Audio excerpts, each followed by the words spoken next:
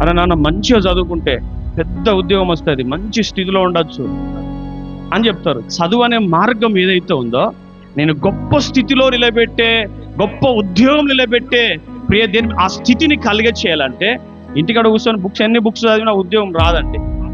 నీవు ఆ పరీక్షలకు నువ్వు సిద్ధపడాలి, ఆ ఎగ్జామ్స్ పరీక్షలు రాయాలి.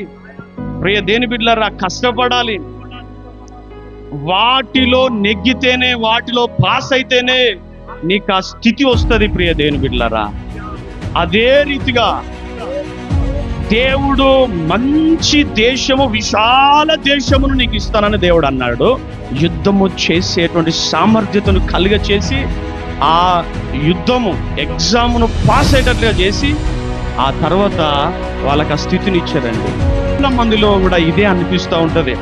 నిజంగా నా దేవుడు ఎందుకు ఇటువంటి శ్రమల గుండా నన్ను నడిపిస్తున్నాడు, ఎందుకు దేవుడు ఇన్ని కష్టాల గుండా నడిపిస్తున్నాడు? చాలా మంది ఆత్మీయ జీవితము ఇక్కడ ఇశ్రాయేలుల ప్రయాణం కనబడుతుంది. ఎందుకు అరణ్య మార్గము గుండా నడిపిస్తున్నాడు అనంటే, ఆ అరణ్య మార్గం గుండా వస్తున్నప్పుడు ఆ ఫిలిస్తీన్లు, యోబుసీయులు, దేవులు, అమోరీలు ఇట్లాంటి వాళ్ళు ఉన్నారు.